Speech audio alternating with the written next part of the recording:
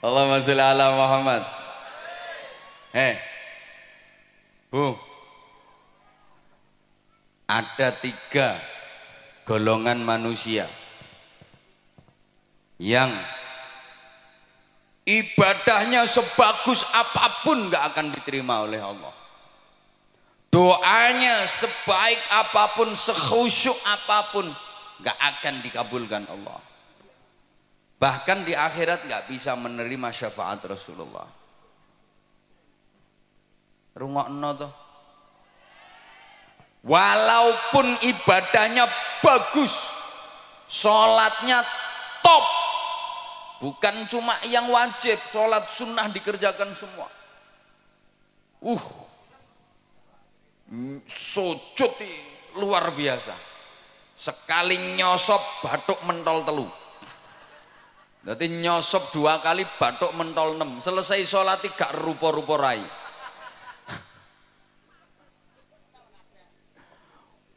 Poso bendino, sodakoh nyah-nyoh, zakat ora mufakat, wiridan sak dalan-dalan maca Quran ya turut ratan. Berangkat haji tiap tahun, dia pergi umroh seminggu 5 kali. Ya iso ngomahe Mekah kok. Kan omahe Mekah.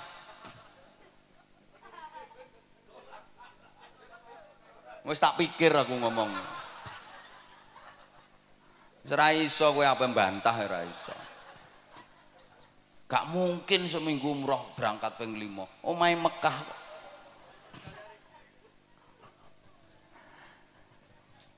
Kalau masuk 3 golongan manusia ini percuma.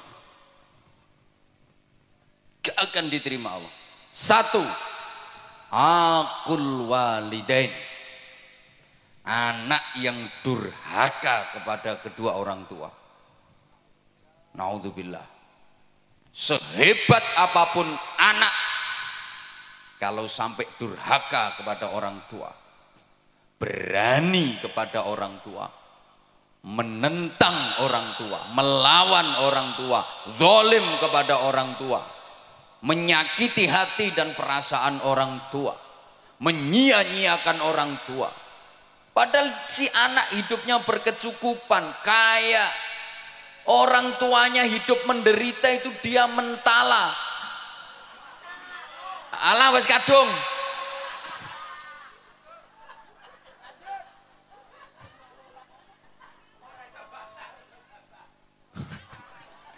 Sing ceramah aku apa sampean? Lah iya.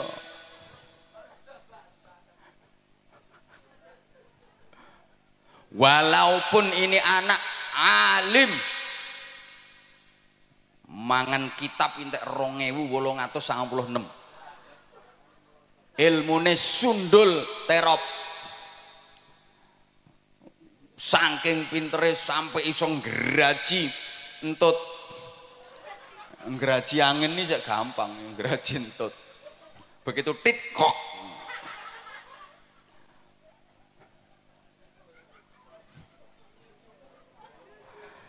Kalau berani sama orang tua, menyakitkan orang tua, durhaka kepada orang tua, seluruh ibadahnya ditolak sama Allah. Doanya nggak akan dikabulkan oleh Allah. Bahkan di akhirat dia nggak bisa menerima syafaat Rasulullah. Walaupun secara lahiriah orang tuanya seakan-akan bersalah. Karena dalam hubungan anak dengan orang tua itu undang-undangnya cuma ada 2 pasal. Pasal 1, orang tua tidak pernah bersalah. Pasal 2, apabila orang tua melakukan kesalahan kembali ke pasal 1. Ya gak mumet, memang pasalnya cuma 2 kok. Jadi hubungan anak kepada orang tua itu pasalnya cuma 2 undang-undangnya. Pasal 1, orang tua tidak pernah bersalah. Pasal 2, apabila orang tua melakukan kesalahan kembali ke pasal 1. Sehingga kalau sampai terjadi anak ribut sama orang tua, anak gegeran sama orang tua, demi Allah diapa-apa no sing salah anaknya. Ana sing mikir ketara gak rukun kae.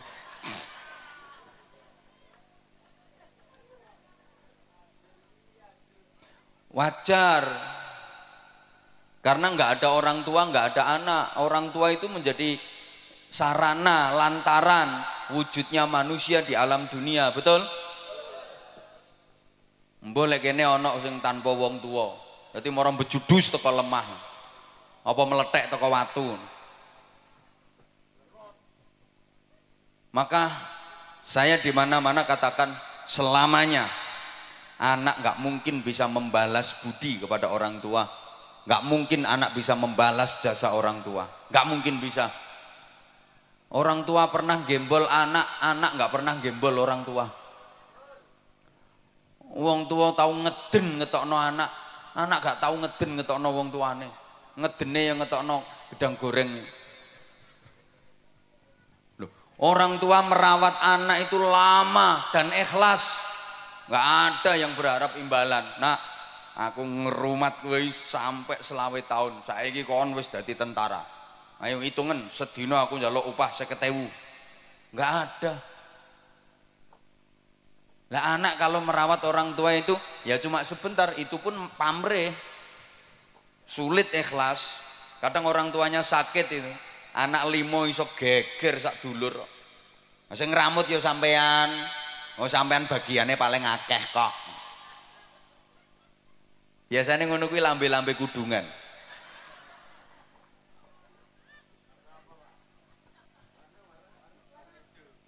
Halo. Halo. Ya. Rungokno. Orang tua merawat anak itu yang diharapkan hidupnya anak. Sing diharap-harap uripe. Lah nek anak ngramut wong tua iki mek karo nunggu matine kok. Sorry ya. Orang tua itu mau gantiin sakitnya anak. Kalau anak nggak mau gantiin sakitnya orang tua. Orang tua rela menggantikan derita anak. Kalau anak nggak mungkin mau menggantikan derita orang tua. Saya udah sering kasih contoh. Orang tua itu punya anak sakit, anak masih kecil sakit. Ya Allah, nangis. Semalaman nungguin anak nggak tidur. Dia nggak rela seekor nyamuk pun menggigit anaknya, hinggap di tubuh anaknya. Ditunggoni sampai gak turu, nangis memohon kepada Allah, ya Allah biar saya saja yang gantiin sakitnya anak saya asal anak saya sehat. Tapi anak gak mungkin mau gantiin sakitnya orang tua.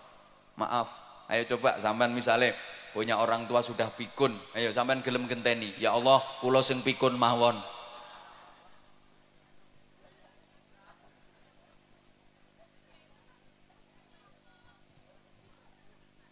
Orang tua tuh punya anak pilek, hidung tersumbat, sing nyumpeli yo umbel, ndak iso ambekan, diapakno?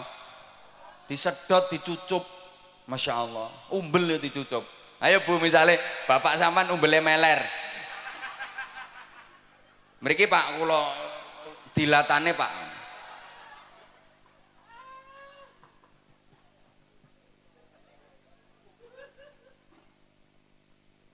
Lah orang tua itu siapa saja?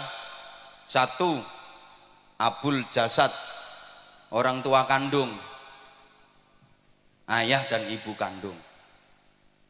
Dua, abur ruh, yang merawat ruh, merawat jiwa, gurunya, kiainya, bunyainya, ustadz-ustadzahnya. Hukumnya sama orang tua. Kalau orang tua kandung itu yang merawat jasmani, kalau guru, kiai, bunyai itu yang merawat rohani. Iki dirungokno apa ora toh? Tiga, yang ngasih pasangan hidup, mertua, sama wajib dihormat. Bu, menantu kalau nggak rukun sama mertua, ya sama, itu namanya menantu yang tidak berbakti kepada orang tua, durhaka. Sama. Ada enggak? Ngacung.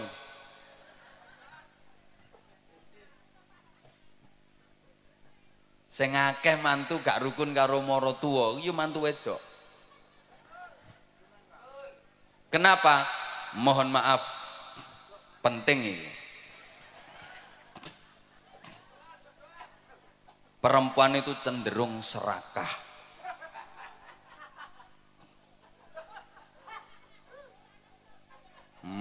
Wong lanang serakah ya eneng kok. Yang mbek kiai wani nyentak apa maneh mbek bojone. Mohon maaf, banyak istri yang tidak merelakan suaminya untuk berbakti kepada orang tua. Banyak suami yang tidak menyadari posisi.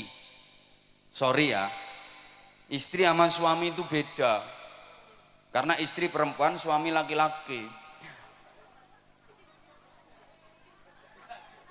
Lah yo beda. Istri itu haknya suami. Kalau suami bukan haknya istri, haknya orang tua. Rungokno. Suami itu haknya orang tua.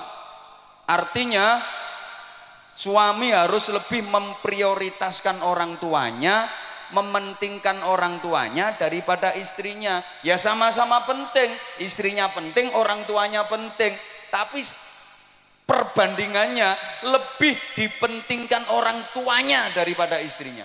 Ini kalau suami. Beda dengan istri.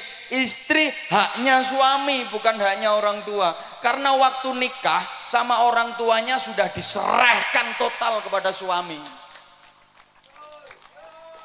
Maka istri harus lebih memprioritaskan suaminya daripada orang tuanya.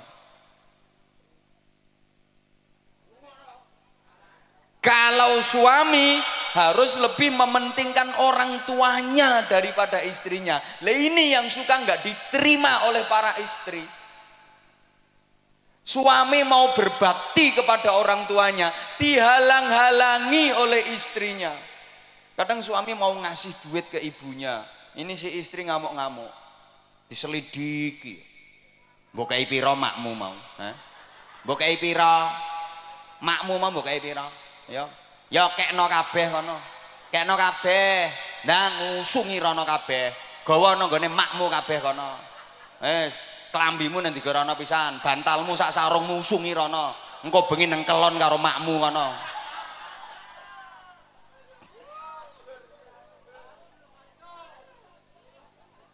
Suami mau berbakti kok dihalang-halangi.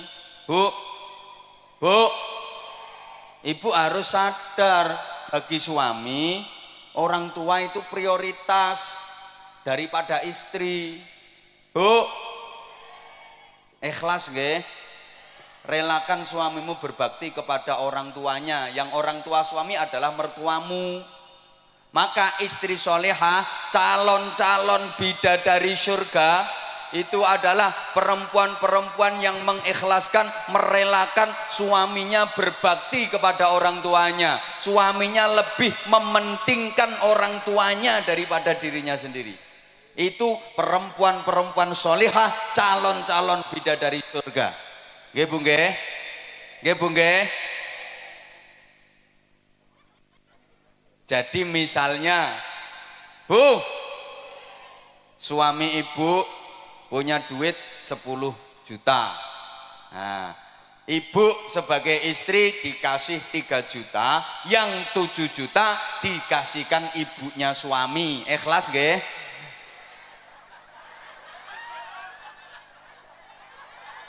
Ikhlas nggih?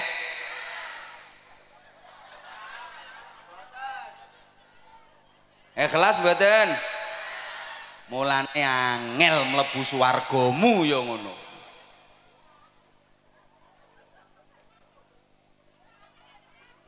Loh, namanya lebih diprioritaskan ibunya daripada istrinya kok.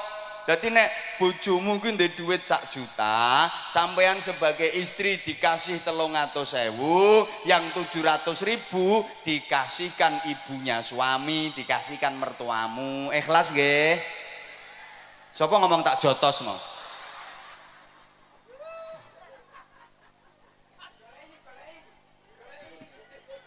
jotos deh. Kuwi istri apa petinju kok. Tak jotos deh.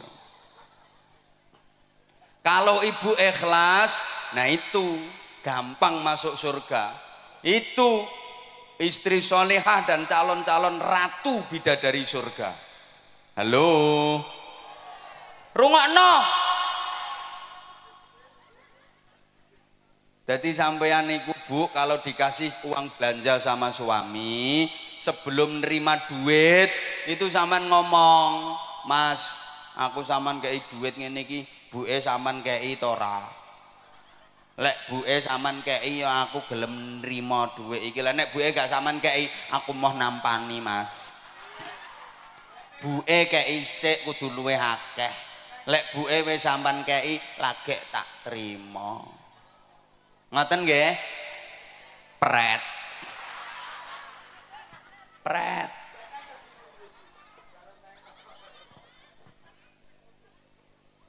Jadi misalnya ibu dibeliin gelang sama suami, sebelum diterima tuh gelang ngomong, "Ya, aku sama tukono gelang ini iki, ibu sama tukono apa ora?"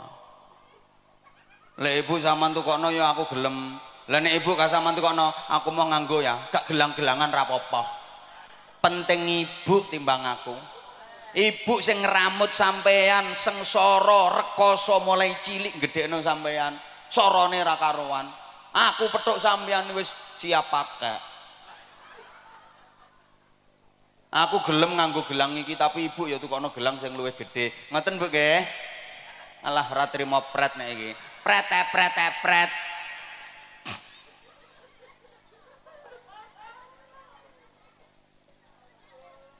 Ibu, jadi misalnya ibu mau diajak berangkat umroh sama suami, ibu harus ngomong, "Ya, aku kata dijak umroh, ibu sampean jak taga. Lek ambek ibu aku ya gelem melu ya. Lah nek ibu gak sampean jak, aku ya mau padha-padha nek duwe sampean pas-pasan. Berangkat ambek ibu ae. Aku kari-kari gak apa-apa. Penting ibu timbang aku."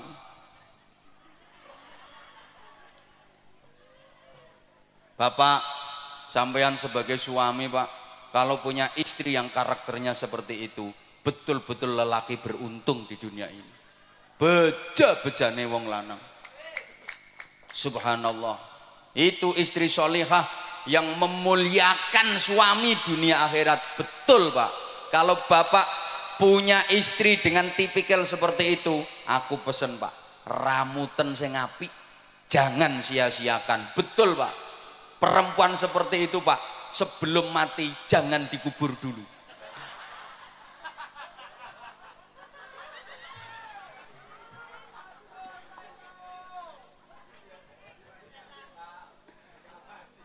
Soalnya langka.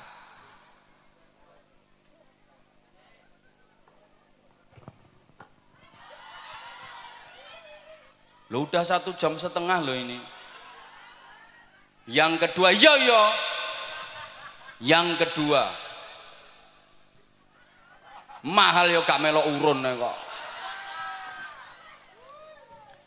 Yang ibadahnya pasti ditolak, doanya nggak mungkin diijabah, dan di akhirat nggak bisa menerima syafaat Rasulullah adalah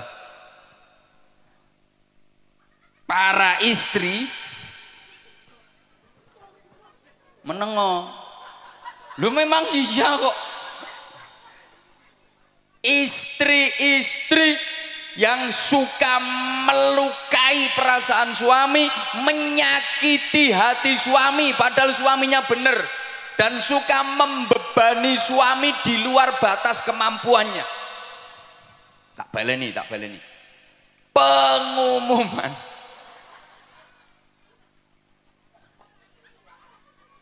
Ibadah sebaik apapun gak akan diterima Allah, doa sekhusyuk apapun gak akan diijabah Allah, dan di akhirat gak bisa menerima syafaat Rasulullah. Siapa? Istri-istri yang suka melukai perasaan suami, menyakiti hati suami padahal suaminya bener. Aku gak bakal suami sih gak bener. Alah rungokke sik. Ucul ya ben balon murah kok. Balon ucule geger ndangak kabeh. Tuku meneh 5.000 kok. Hah? Malah mek 3.000 gegerno pengajian. Halo? Halo? Bu, ini beneran loh, Bu. Rasulullah pernah cerita, besok di akhirat itu ada perempuan yang wujudnya enggak wujud manusia, bentuknya enggak bentuk manusia, tapi ndasnya alah ndasnya itu ndas celeng, terus awak menengok lagi, awaknya awak khimar, wis gampangane ndase celeng awake jaran. Hi, ngeri. Ndase celeng awake jaran. Siapa itu? Ya tadi perempuan yang suka membebani suami di luar batas kemampuan. Wong suami lo penghasilannya sebulan ini lo cuma 2 juta. Nek njaluk blonjo saulan sampai 250 juta.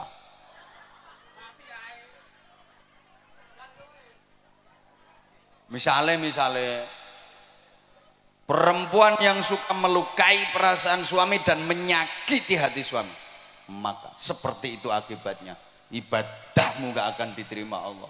Tiwas dawir lambemu lah, dikir macam-macam percuma, doa nggak diijabah, di akhirat nggak bisa mendapat syafaat Rasulullah. Nah sekarang ganti, para suami ya harus fair dong. Yo kok wong wedok ae. Para suami laki-laki rungokno, yang suka melukai perasaan istrinya, menyakiti hati istrinya, maka akibatnya aku durung tahu krungu keterangannya. Saya belum pernah mendengar keterangannya. Jadi ya saya nggak pernah dengar dalilnya.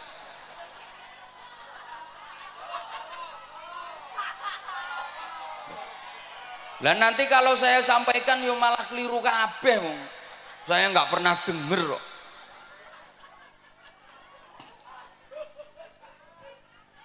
Bagusnya perempuan itu nggak perlu ngerti dalil-dalil yang kayak gitu. Marake ngelamak, ngelunjak, ingkrah ndase wong lanang. Lho wong istri itu lo nggak ngerti dalil lho, suami iso kalah. Apalagi ngerti dalil, malah nyenyek wong lanang. Memang istri-istri itu nggak usah ngerti dalil-dalil kayak gitu, bahaya. Wong nggak ngerti dalil sing lanang kalah kok, pemane ngerti dalil. Mulane bro, sing urung rabi ya. Besok nek rabi golek wong itu sing goblok-goblok kae, gampang dihapusi. Nek pinter-pintere gak iso ngendhalekno nyonyor kae.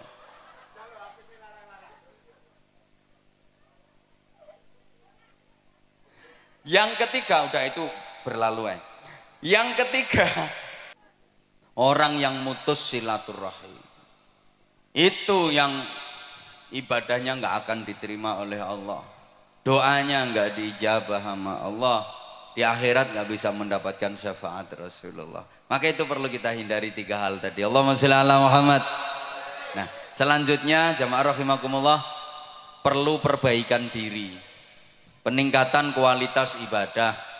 Baik yang vertikal, hablum minallah, ibadah ritual, maupun yang horizontal, hablum minan nas, ibadah sosial.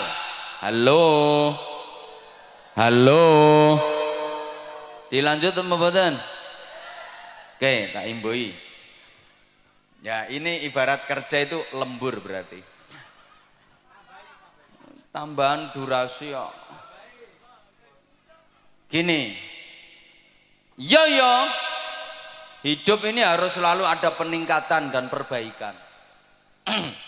Slogane hari ini harus lebih baik daripada kemarin, dan esok harus lebih baik daripada hari ini.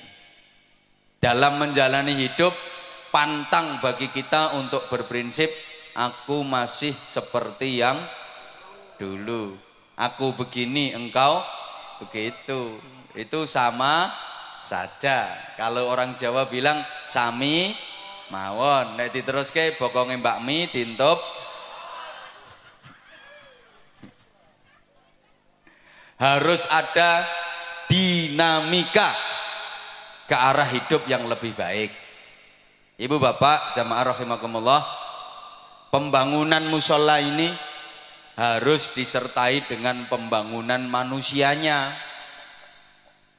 Ya, kita berharap mudah-mudahan musola, masjid-masjid yang ada itu benar-benar bisa menjadi laboratorium rohani,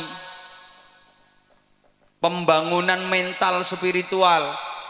Negara kita itu punya jargon di lagu kebangsaan Indonesia Raya itu, bangunlah, bangunlah, ayo toh Bu. Pertama bangunlah jiwanya dulu, baru bangunlah untuk Indonesia, bangunlah jiwanya. Pembangunan jiwa itu menjadi sangat penting.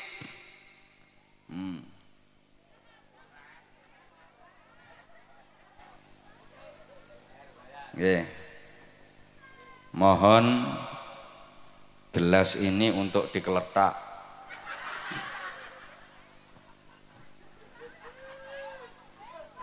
Untuk pembangunan sorban. Nggih. Iya. Nah itu juga termasuk bagian dari perbaikan. Nggih Bu nggih. Bu, saya yakin semuanya bawa duit. Kalau nggak bawa duit nggak apa-apa kok, kalung dilepas, gelang dipelorot nggak apa-apa, nanti biar dijual sama panitia. Ini pasti semuanya bawa duit. Saya nggak percaya kalau nggak bawa duit. Ono yang 100.000, ada yang 50.000, 20.000, 10.000, 5.000, 2.000, 1.000. Nanti kira-kira yang disedekahkan berapa?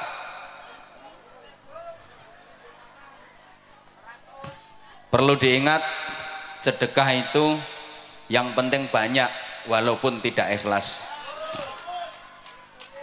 daripada ikhlas cuma sedikit.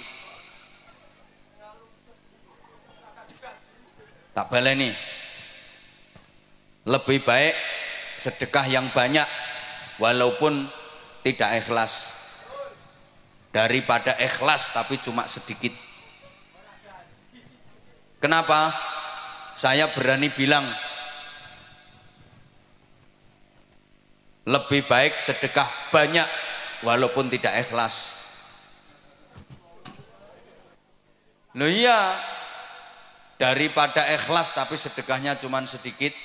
Karena kalau sedekahnya banyak, terus sedekah banyak, terus sedekah banyak, pasti lama-lama ikhlas. Mesti metu ikhlas. Mikir ora ikhlas, terus ngetokno akeh kok ora ikhlas. Tapi kalau sedekah itu prinsipnya yang penting ikhlas walaupun sedikit, sampai mate gak kira sedekah akeh. Dan ciri-ciri sedekah ikhlas, tanda-tanda sedekah itu ikhlas adalah sedekahnya banyak. Tandane wong sedekah ikhlas iku sedekah akeh. Soalnya nek sedekah akeh gak mikir, gak perhitungan. Tak baleni. Tanda-tanda orang ikhlas dalam bersedekah itu adalah sedekahnya banyak. Tandanya ikhlas. Soalnya gak perhitungan, gue duit piro, wis gak perhitungan. Engko urusan engko, sesuk urusan sesuk. Rezeki akeh sing guri, mesti ditempui, diganti sama Allah dengan ganti yang lebih banyak. Itu tandanya ikhlas. Nah, di antara tanda-tanda orang sedekah tidak ikhlas, itu sedekahnya nilainya kecil, sedekahnya sedikit, tandane wong perhitungan. Duitku karek 200, kok nek tak sedekahno 50, lak karek 150, sesuk bayar kreditan 70. Anakku sangune rungokno, nang ngaji gak butuh sangu anakmu. Halo, halo. Maka wong niku nek sedekahe kulino sithik iku tandane gak ikhlas. Ayo bantau. Sedikit banyak itu bukan jumlah dan nominal, tapi prosentase dan pembanding. Ukuran sedikitnya yang ngeleset di bawah sama yang duduk metingkring di atas panggung jelas beda. Jelas beda. Mungkin lek kanggo sampean 500.000 wis akeh. Tapi lek kanggo sing nang dhuwur panggung sithik 500.000 kuwi. Makanya saya bilang bukan jumlah tapi prosentase dan pembanding ukurannya.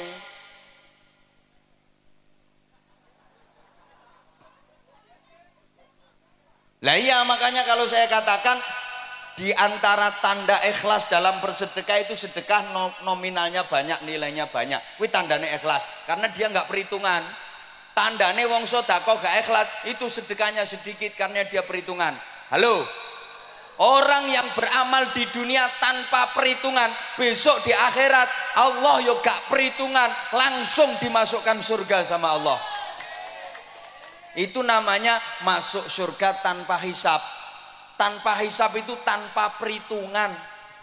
Siapa yang dimasukkan surga tanpa hisab, tanpa perhitungan? Ya orang-orang yang waktu di dunia amalnya tanpa perhitungan. Malaikat yang meriksa itu langsung didhawuhi sama Allah, kasih instruksi, malaikat itu orang waktu di dunia amal tanpa perhitungan, udah sekarang langsung masukkan surga tanpa diperhitungkan amalnya. Cepet tuh orang Bojonegoro kok langsung ke surga.